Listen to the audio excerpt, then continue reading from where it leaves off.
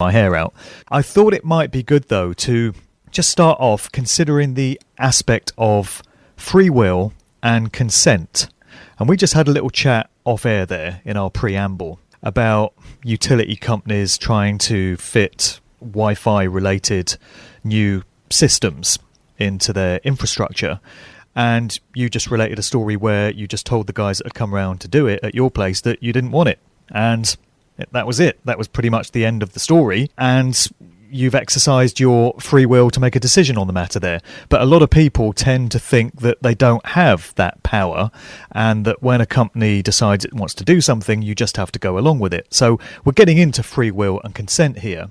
And so many of the problems that are being foisted on humanity rely on our tacit approval and unspoken consent. And if we could only remove that consent and make the statement that we don't give it, it could lead to a very different state of affairs.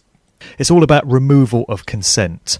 Maybe you could just speak to that whole thing for a short while there, because consent and free will and contracting, these are spiritual components that are very far-reaching and have very profound implications for us in every aspect of our lives. I'll hand it over to you there. Mark, I have to say that I am not an expert in commerce and contracts, and that consent is to some extent, it's a contractual thing. It is also a spiritual thing because it relates to giving up our freedom. When you consent, you're really consenting to terms that are being offered to you.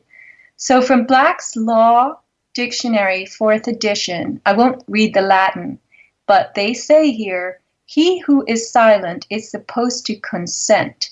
The silence of a party implies his consent. He who is silent is considered as assenting when his interest is at stake. He who is silent does not indeed confess, but yet it is true that he does not deny. So this whole idea of consent is something that is really passed back and forth across the table. And we don't even realize when we have the power or the opportunity to respond. When your credit card company sends you a little tiny bit of paper in the envelope with your statement, and they say, our rates are going up, interest rates will be such and such, penalties will be such and such, etc. They tell you in so many words, it says very clearly, if you do not agree with these terms, please communicate this to us in writing. You're supposed to write back. Most people don't. Well, who even reads that small print, gets that far in the document, Well, I do occasionally. And most people figure, oh, well, if I don't want a credit card, if I don't like this, I'll have to close my credit card. But the fact is that you can dictate to these people, and you have to be able to demand the copy of the contract you signed. I actually did this when I was billed an absolutely egregious amount of money by a shipping company that I had an account with, and it was like $800 for an overnight from Asia. And I expected it would be expensive, but there was no other way to get this product that I wanted. So I figured $200, all right, but the bill comes as almost $800. And I called up, billing inquiries, they gave the number. I called up, and immediately, as soon as they said, I have an invoice here from you, a bill, a statement, and it's $800 for one shipment. She goes, ma'am, we can adjust that. I said, really? And she said, yes. And so they brought it down $200, just like that. I didn't even have to say anything. Yep. And then they told me, oh, we brought it down now to, it was a little under $600. I said, but that's not good enough. And she said, well, ma'am, blah, blah, blah. And I said, but it's still too high. And she said, well, let me get a supervisor. And so she comes back. And she says, okay, we reduced it another $100. I said, well, thank you, but it's still too high.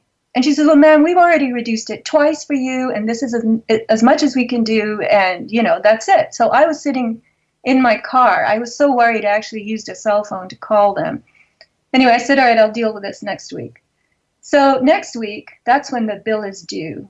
And I call up again, and I found out that this was not even the company whose logo was on the statement. This was the billing inquiries number was a different company, a subcontractor, and they had the right to make a certain, proportion of adjustment. So I asked for a supervisor, and I got the same, we've already made 2 adjustments. That's all we can do.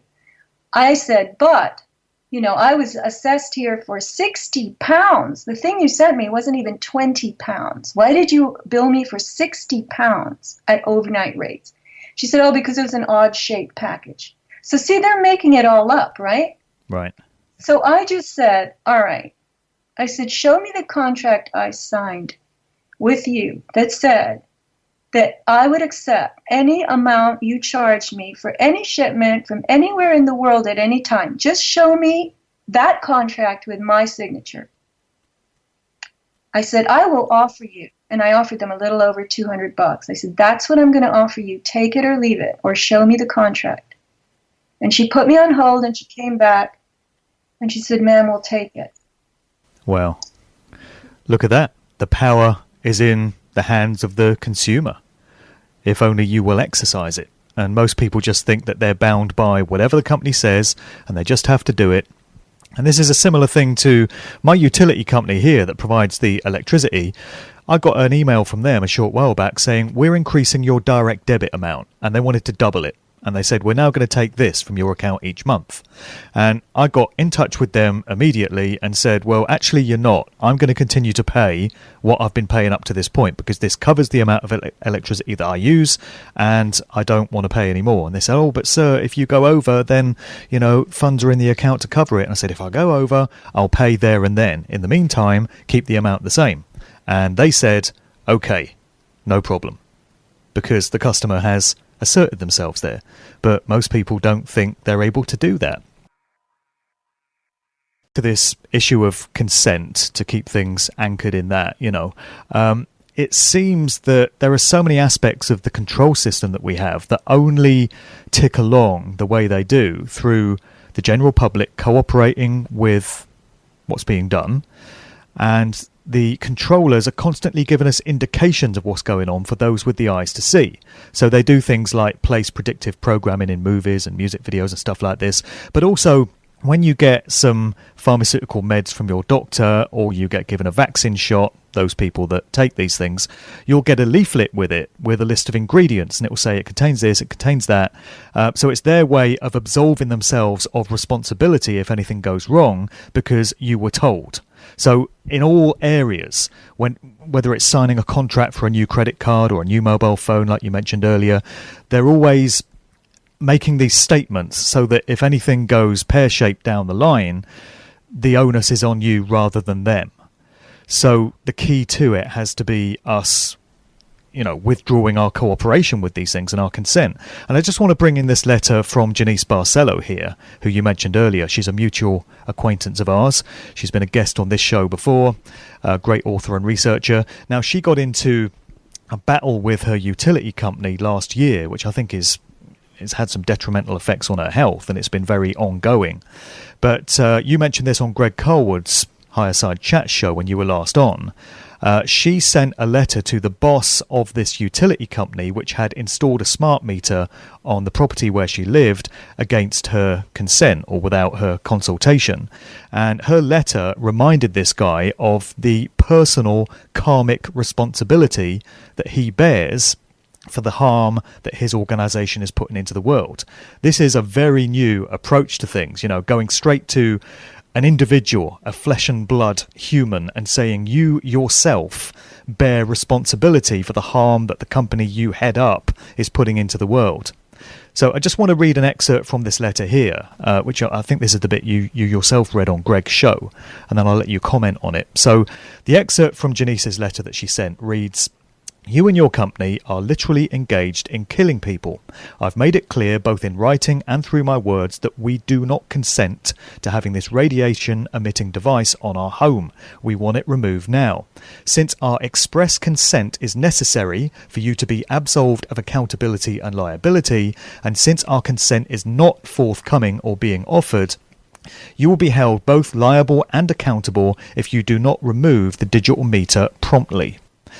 Accountability for what you choose to do exists not only on a physical level, but also on a spiritual level, where your decision to take right action or not will follow you long after this life is complete. The exchange of innocent lives for a paycheck will weigh heavy on your soul. I wouldn't want to be you right now. That is a different kind of letter for a CEO of any kind of company to get. And I believe Janice did get some kind of positive result, seemingly as a result of sending that letter. But maybe you just want to comment on that for a minute. Yes, Mark. Janice sent a barrage of communications to the power company and to the New York Public Services Commission. I think something like that it's called. I don't have the newsletter here that I reported all this in. It's in a folder. But, so there are two things going on in that particular correspondence that you just read. One is that she is expressly, unrelentingly telling them that they have liability.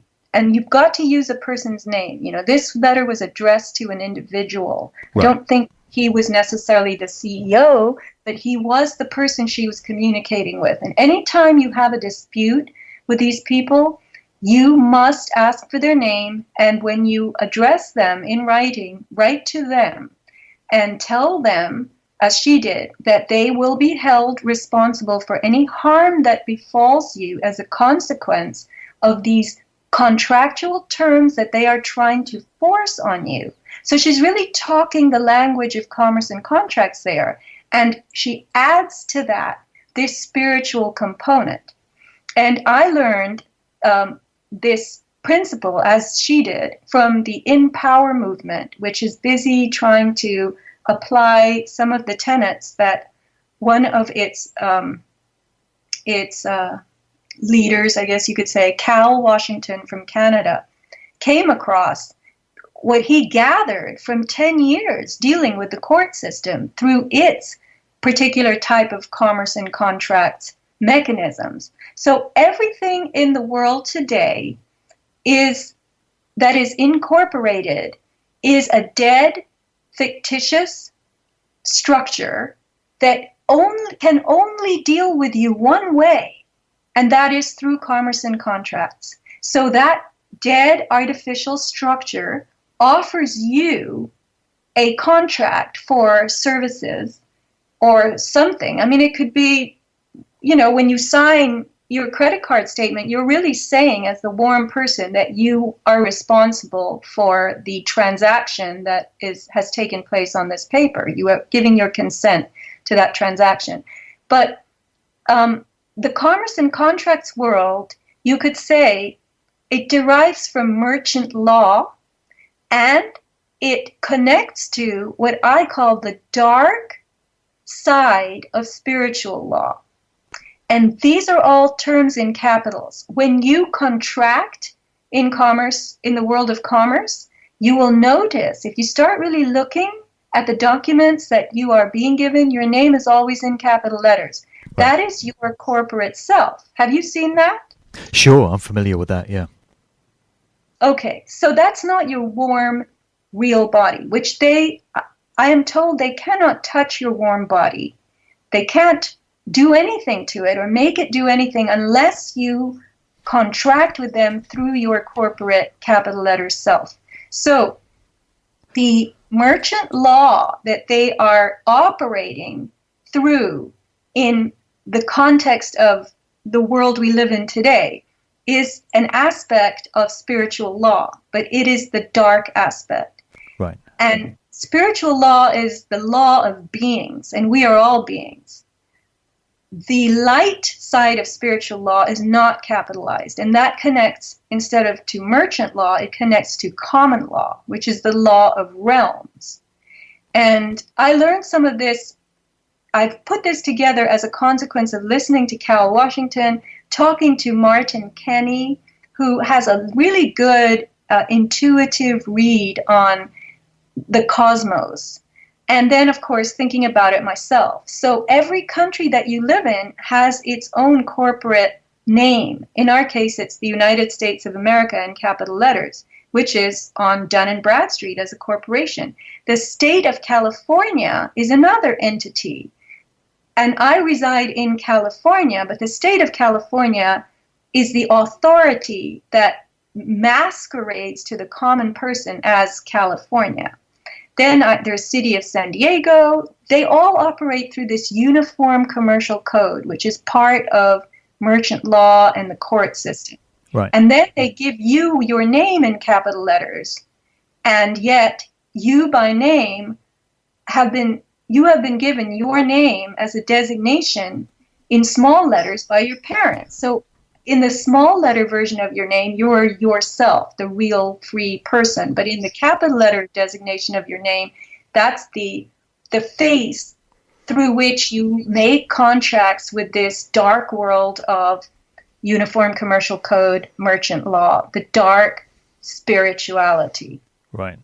The distinction between the flesh and blood man or woman and the corporate fictional variation on that individual, which comes through merchant law, also known as admiralty law, maritime law, as opposed to law of the land or common law. All these terms are interchangeable. But nobody's ever told this. You know, you're tricked and you're deceived into going along with all this. Obviously, it is possible to know. You can do the research, you can get the knowledge, but nobody's ever outright told. You're deceived into complying with all this in this world of lies in which we live. And you know what's interesting, Mark? Apparently, it's hard for us to believe, but Cal Washington, if you go to YouTube and you type in power movement, you will see interviews with him. But he says that all these people who serve this, what I call dark spiritual law, it's even, I think it's a bastardization to call it spiritual, but it's like the opposite of what we consider spiritual. It's the demonic spiritual. They are very afraid of consequences. Exactly. So there are two ways to get to them. One is to put a price or a cost on every day, every hour that harm is being done to you and shove it at them through this commerce and contract system which they've created and say, for every day that this meter is on my house, you will owe me, you will pay me, you know, whatever it is, $5,000. You can make any number you want. And you hold them liable as a person. And you put down their name in capital letters and their name in small letters. And the conjoining of those two forms, the capital letter and the small letter, in the context of penalty is of great meaning to them. And they are also very, very frightened of the Bible and the weight of oaths taken and this kind of thing. Right. And I don't quite understand how they can be that afraid and yet be doing all the stuff that they're doing. It doesn't seem to fit, you know? They're trying to get themselves off the karmic hook the whole time, it seems, by putting all these loopholes and all these different clauses and trying to place the emphasis and the onus on us and away from them. And a lot of people might laugh at that letter that Janice sent. I've mentioned it to a couple of people and they just scoffed and said, oh, like that's going to do any good. But you think about the reaction of that utility company manager that received that letter. It's going to be one of two things, I would have thought. It's either going to be, oh shit, this person comprehends these principles and they're on to me. In other words, this person knows damn well what they're doing and they've just been caught out on it and they recognize that they've been caught out. Or the other reaction is going to be, what the hell is this crazy woman talking about? I need to look some more into these terms that she's bringing to me.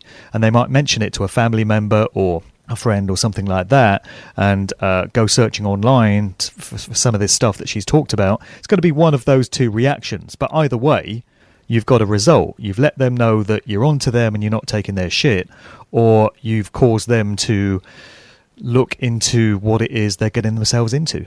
Right. And you know, it's interesting because the concept of harm or hardship is actually one that they take into consideration. For instance, a friend of mine has been fighting the tax agency, and he was just sent this absolutely ridiculous demand. And this is after many, go rounds of, he sends the same argument back to them, why he doesn't think he owes this. And they send to him that, no, you do. And now the penalty is higher and this and that. So he sent it to me to look at. And I said, but look here, they give you this chance to do an offer in compromise. So you don't have to pay them this number they're asking for. You can offer them a lower number. And he said, I can. I said, well, it says right here. So make up a number. And then on another similar document that went to someone else that I saw, it said that you could plead hardship. And you could say, I simply don't have the money to pay this. Now, why would they put that there, Mark? Clauses and sub-clauses everywhere. No, they're actually giving you the opportunity to say, this amount that you're trying to extort from me will harm me. Therefore, I am offering you this amount. So that's, in commerce and contracts, I've learned that you don't reject an offer, whole hog. You don't just say, nope, sorry, goodbye. You accept the offer conditionally, which means you put forth your own terms. So when they send you a letter, they want to do business with you. They like you so much. They want you to pay them $61,000. And you look at this and you get all worried and freaked out and you say, I can't do this. What am I going to do? But on their own paperwork, it says, make an offer in compromise. Most people don't even realize they can do that. Right. Or it says, or they wouldn't read that they wouldn't get to that part of the letter. They just panic and think, oh my God, I've got to pay this. Right. Or it also could say, plead hardship. Tell us why you can't pay it. You can also do an installment plan. They offer you, because they know that they shouldn't be harming you, that you have that. That is like that is the sacred defense that you have, that they're doing you harm. Right. Do no harm. As a principle of natural law, universal law, it seems that they observe that they themselves are bound by this in the same way that we are, which is why they offer us get outs and they have to state what they're doing to us. They do it in cryptic, encoded forms, of course, so that you have to be trained in these methods to fully comprehend what's happening. But nevertheless, they can make the argument that you were told and that you were made an offer and that you contracted and consented to it. And it's all their way of, as they see it, avoiding doing harm. I would suggest that they've got it very twisted and distorted in their perception of how these principles work, but it does indicate that they feel duty bound by it and that they feel there will be consequences for them if they contravene these laws. So there's some encouragement to be drawn there, I would say. The fact that they recognise that they're doing stuff that they shouldn't be. Right, and that each of them becomes personally responsible for harm to you, which is punishable in the court system. Right. As well as nobody really knows this. Yeah. I mean, we are fellow beings in this world. And if one harms another, we've been given this justice system as the platform in which to duke it out. But guess what? You're not supposed to go in there alone. You're supposed to hire somebody to do it for you, which would be a lawyer, which lawyer does not really represent you. He's an officer of the court. So I use the analogy to playing tennis. Let's say, Mark, that you and I decided to have a tennis match, right? Okay. But instead of playing each other ourselves, we each hire somebody else to play the game for us. And you hire, Martina Navratilova, and I hired Billie Jean King. But it's still our game.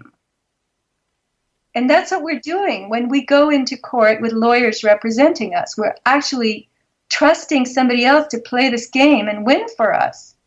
Right.